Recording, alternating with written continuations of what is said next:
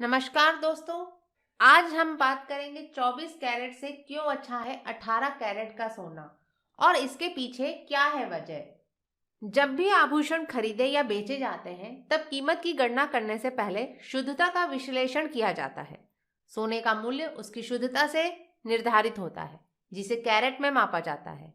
बराबर वजन के दो टुकड़ों को कैरेट के आधार पर ही अलग अलग मूल्य दिया जाता है। सोने की शुद्ध रूप 24 कैरेट 99.99% होता है। हालांकि 24 कैरेट सोना नरम होता है और उसका आकार बिगड़ सकता है। मजबूती और डिजाइनिंग के लिए उसमें अन्य धातु को मिश्रित किया जाता है। इससे सुंदर डिजाइन तैयार करने में मदद मिलती है। कैरेट जितना अधिक होगा, सोने का आभूषण उतना ही महंगा होगा।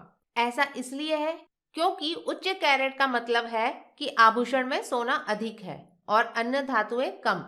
सोने की शुद्धता के बारे में कुछ अन्य बुनियादी चीजों को समझने के लिए यहाँ एक सरल गाइड पेश है। सोने की शुद्धता के बारे में कुछ अन्य बुनियादी चीजों का समझना जरूरी है। आइए जानते हैं अलग अलग कैरेट का सोना कैसे है चलन में। सबसे पहले हम बात करते हैं 24 कैरेट सोना। यह शुद्ध सोना है और संकेत देता है कि सभी 24 भाग शुद्ध हैं और इसमें अन्य धातुएं नहीं मिली हैं।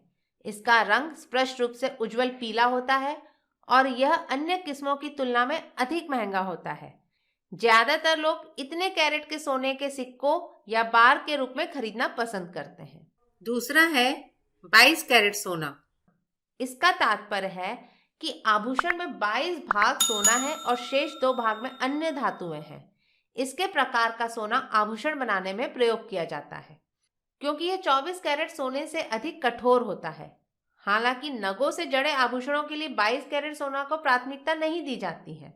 तीसरा है 18 कैरेट सोना। यह श्रेणी 75% सोना और 25% तांबा और चांदी वाली होती है। यह बाकी दो श्रेणियों की तुलना में कम महंगी है और इसके इस्तेमाल स्टड और हीरे के आभूषण बनाने में किया जाता है। इसका रंग हल्का पीला होता है। सोने का प्रतिशत कम होने के कारण यह 22 या 24 कैरेट श्रेणियों की तुलना में मजबूत होता है। इसलिए लाइट वेट और ट्रेंडी ज्वेलरी बनाने के लिए सादे डिजाइन तैयार करने में इसका उपयोग किया जाता है। समान डिजाइन तैयार करने में कम कैरेट का सोना उच्च कैरेट विकल्प की तुलना में कम वजन वाला होता है। इस सोने का मूल्य कम होता है क्योंकि 18 कैरेट में सोने का घटक कम होता है। इसके कारण आभूषण हल्के, किफायती और अधिक टिकाऊ होते हैं। चौथा है 14 कैरेट सोना। यह श्रेणी 58.5% शुद्ध सोने और शेष अन्य धातुओं की होती है। यह भारत में अधिक चलन में नहीं है। आइए जानते हैं सोने के कौन कौन से रंग होते हैं। आभूषण बनाते समय मिश्र धातु की संरचना को बदलकर सोने के अन्य रंग भी दिए जा सकते हैं।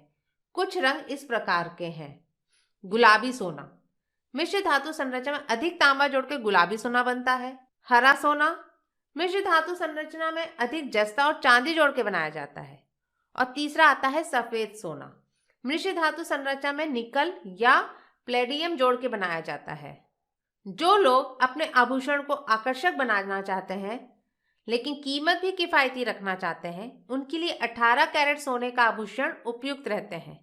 पश्चिमी देशों में 9 या 10 कैरेट के आभूषण लोकप्रिय हैं, लेकिन भारतीय ग्राहक 22 कैरेट को शुद्ध सोने के रूप में लेते हैं। हालांकि आधुनिक महिलाओं की ज्वेलरी संबंधी प्राथमिकताओं में बदलाव आया है, जिससे कम कैरेट वाले सोने के रूप में 18 कैरेट का चलन बढ़ रहा है। ऐसे आभूषण ट्रेंडी होते हुए भी किफायती रहते हैं, जिनका मूल्य 3000 रुपए से शुरू होता है। आइए हम जानते हैं कि शुद्धता का क्या प्रमाण होता है सोने में। शुद्धता का निशान जो होता है वो हॉलमार्क के आभूषणों में मिलता है। आखिरी में हम बात करते हैं शुद्धता के निशान के बारे में। आपने सुना होगा हॉलमार्क आभूषण। जी हाँ, हॉलमार्क आभूषण वे हैं जिनमें सोने की मात्रा का मूल्यांकन किया गया हो, शुद्धता के अंतर्राष्ट्रीय मानकों का पालन किया गया हो। यह मार्क भारतीय मानक ब्यूरो BIS द्वारा दिए जाता है। BIS हॉलमार्क के विभिन्न भाग इस प्रकार हैं। BIS स्टैंडर्ड मार्क का लोगो, फिनेस मार्क जो सोने के कैरेट को दर्शाता है। यह 1000 भागों में सोने की मात्रा को प्रदर्शित करता है। उदाहरण के लिए 750 का अर्थ है 18 कैरेट सोना। आभूषण सबसे अधिक मूल्यवान संपत्तियों में से एक है।